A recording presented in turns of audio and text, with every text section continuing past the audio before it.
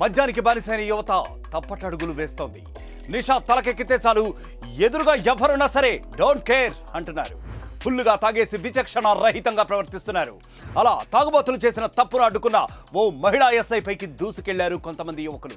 అసభ్యమైన పదజాలంతో తిట్టడమే కాకుండా మహిళను కూడా చూడకుండా ఆమెపై దాడి చేయడం ఇప్పుడు విజయనగరం జిల్లాలో కలకలం రేపుతోంది.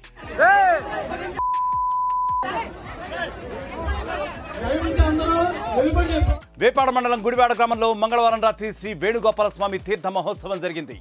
జాతర సందర్భంగా ఏర్పాటు చేసిన డాన్స్ కార్యక్రమంలో కొందరు యువకులు వీరంగం సృష్టించారు.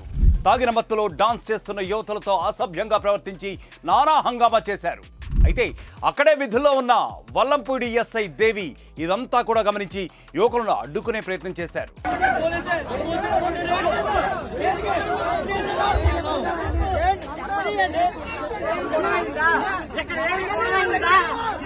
ఈ క్రమంలోనే మరింత రెచ్చిపోయిన యువకులు విధుల్లో ఉన్న మహిళ ఎస్ఐపై దాడికి పాల్పడ్డారు.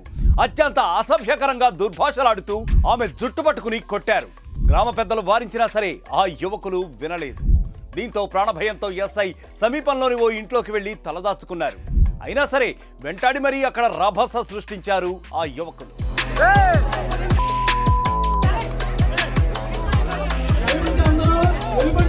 ఈ ఘటనపై ఉన్నతాధికారులకు ఎస్ఐ సమాచారం ఇవ్వడంతో రూరల్ ఎస్ఐ అప్పలనాయుడు సుమారు 30 మంది పోలీస్ సిబ్బందితో ఆ గ్రామానికి చేరుకున్నారు. యువకుల దాడిలో గాయపడ్డ మహిళా ఎస్ఐని ఆసుపత్రికి తరలించి చికిత్సను అందించారు. సో నిన్న 10:30కి అలాగా ఒక 3 to 4 మెంబర్స్ వచ్చారు. సో అదేంటంటే గుడివాడ విలేజ్ వేపాడలోని అసాల్ట్ జరిగిందని వచ్చారు. సో అందులో ఒక మైనర్ ఇంజరీస్ జరిగాయి, కానీ సో అసాల్ట్ జరిగిందని వచ్చారు. వాళ్ళకి ఎమ్మెల్సీ రిజిస్టర్ చేసాము. తర్వాత పోలీస్ ఇంటిమేషన్ ఇద్దామని ఇన్ఫామ్ చేసినప్పుడు అది చూసి వాళ్ళు వెళ్ళిపోయారు, ఇక్కడి నుంచి ఎబ్స్కౌంట్ అయిపోయారు.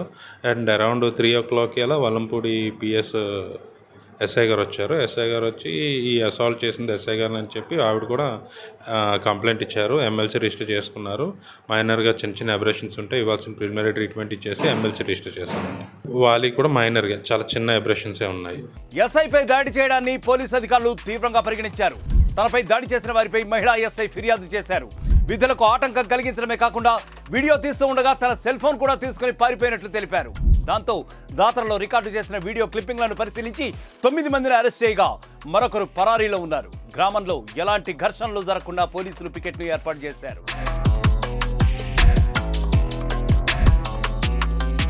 తాగిన మత్తులో తప్పు మీద తప్పు చేయడమే కాకుండా అడ్డుకున్న పోలీసులపైనే దాడికి పాల్పడటం ఇప్పుడు చర్చనీయాంశమైంది. తాగుబోతులు చేస్తున్న వికృత చేష్టలకు రచ్చలకు సామాన్య ప్రజలే కాదు, వారికి రక్షణ కల్పించాల్సిన పోలీసులకే భద్రత కరువైనట్లు చెప్పుకుంటున్నారు. మరొక క్రైమ్ స్టోరీతో మళ్ళీ కలుద్దామంటే స్టే క్లిక్డ్ ఆన్ RTV. ప్రపంచంలో ఏ మూల ఏ క్షణం ఏం జరుగుతుందో వేగంగా తెలుసుకోవడానికి తొలి వెలుగు వాట్సాప్ ఛానల్ని ఫాలో చేయండి.